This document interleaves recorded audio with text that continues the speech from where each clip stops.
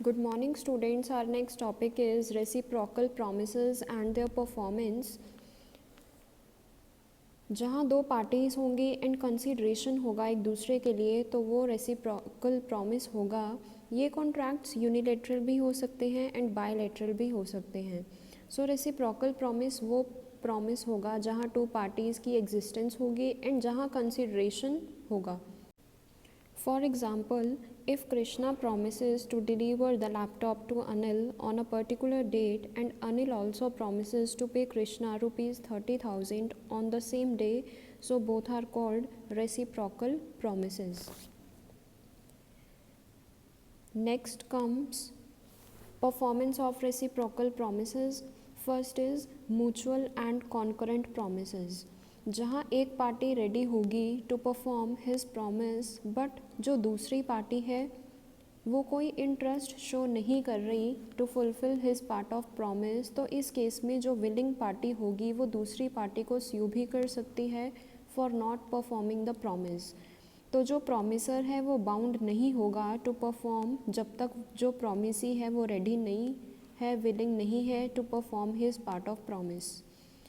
जहाँ पे जो प्रॉमिस है वो जो दोनों पार्टीज़ हैं उन पे डिपेंड होगा। जो परफॉर्मेंस है प्रॉमिस की वो दोनों पार्टीज़ की परफॉर्मेंस पे डिपेंड होगी। तो वो प्रॉमिस कौन से होंगे? Mutual and concurrent promise. तो जो प्रॉमिसर होगा वो बाउंड नहीं होगा इस केस में टू परफॉर्म जब तक जो प्रॉमिसी है वो रेडी नहीं होगा, विलिंग नहीं होगा to perform promise. Next, mutual and independent promises contracts, जहाँ पार्टीज़ ने अपना प्रॉमिस परफॉर्म करना है बट इंडिपेंडेंटली, तो वो म्यूचुअल एंड इंडिपेंडेंट प्रॉमिस होगा। इन कॉन्ट्रैक्ट्स में अगर एक पार्टी ने अपना प्रॉमिस परफॉर्म नहीं किया तो वो पार्टी आंसरेबल होगी to law for the damage caused to the other party. For example, A ने कॉन्ट्रैक्ट किया with B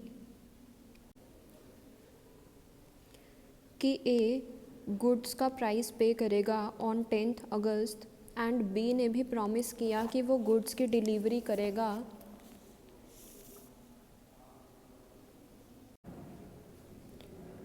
to A on 25th अगस्त। इफ़ इन केस ए ने पेमेंट नहीं की टू बी, तो बी भी बाउंड नहीं होगा by law to deliver the goods on 25th अगस्त। In such a case B sue कर सकता है ए को for the non performance and for all the damages और loss.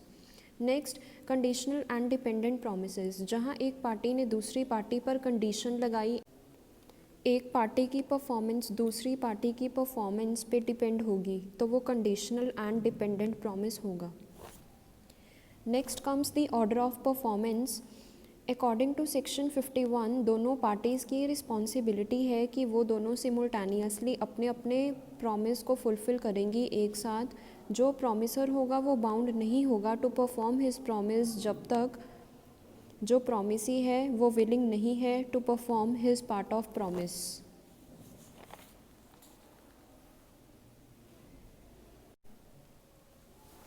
First, where reciprocal promises needs to be performed at the same time. It means promises जहाँ एक promise तभी complete होगा जब दोनों पार्टीज़ अपना अपना प्रॉमिस फुलफ़िल करेंगी तो ही। So in such a case promise की कंप्लीशन डिपेंड होगी on both the parties performance and जो प्रॉमिस होगा वो परफॉर्म होना चाहिए at the same time by both the promise and promisee. For example, A and B ने contract किया कि ए गुड्स को डिलीवर करेगा to B and B payment करेगा to A on delivery.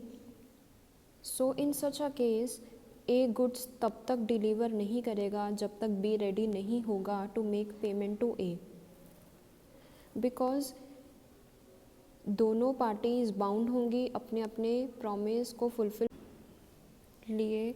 Likewise B भी bound नहीं होगा to pay till A is willing and ready to deliver the goods to B. Next, order of performance of reciprocal promises. According to section 52, promise की performance कैसे होगी, order क्या होगा, उसका mention होगा कॉन्ट्रैक्ट में।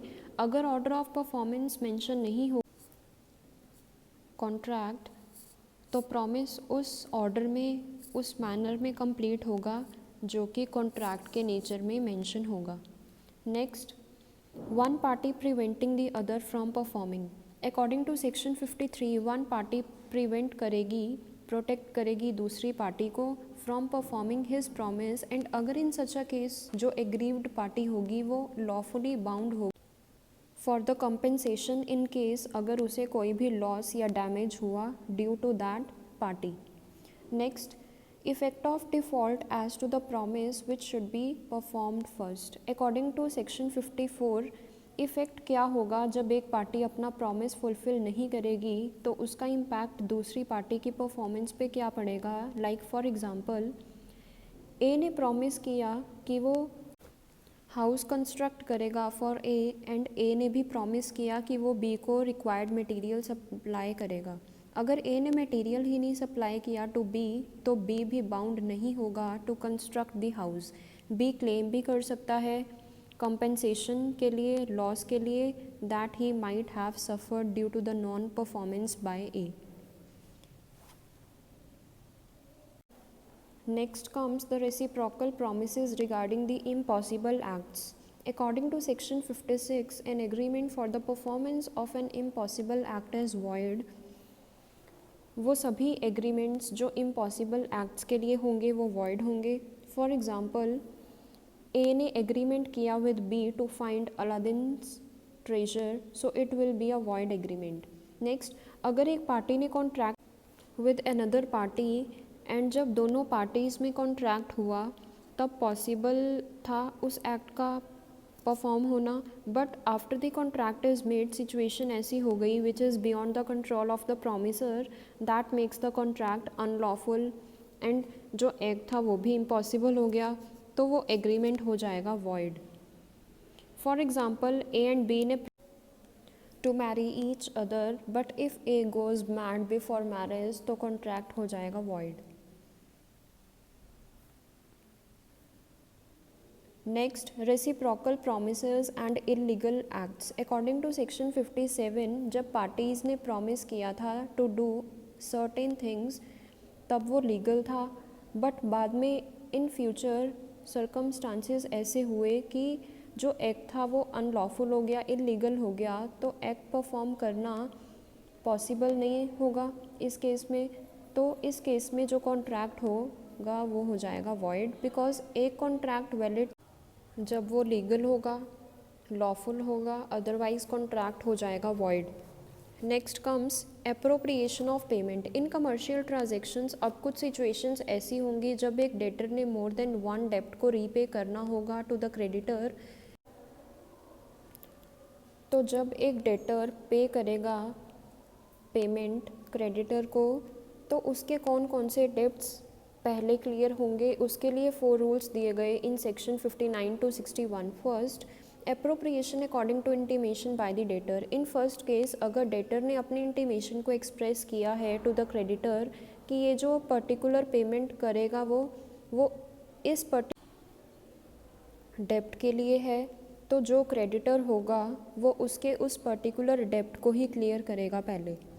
Next, appropriation in the absence of N intimation. In second case अगर debtor ने अपने इंटीमेशन को एक्सप्रेस नहीं किया टू द क्रेडिटर तो जो क्रेडिटर होगा उस केस में वो अपने अकॉर्डिंग ही डेटर के एक पर्टिकुलर डेप्ट को क्लियर करेगा। So it depends on the creditor's discretion to which डेप्ट he appropriates the amount. Next, appropriation in order and proportionate appropriation. According to section 61, जहाँ कोई भी इंटेंशन नहीं होगी और ना ही डेटर एंड क्रेडिटर को मोड ऑफ एप्रोप्रिएशन क्लियर होगा, तो जो उसके डेट्स होंगे वो उसी ऑर्डर में क्लियर होंगे बाय द क्रेडिटर जिस ऑर्डर में उसने डेट लिए होंगे। सो ऑर्डर में डेटर अपने डेट्स क्लियर करेगा, लाइक पहले जनवरी के, फिर फरवरी के, फिर मार्च के, and so on. Next, priority to the payment of interest. Debtor liable होगा to pay the interest as well as the principal amount. Principal amount के साथ साथ प्रायोरिटी उसकी होगी इंटरेस्ट की पेमेंट करना।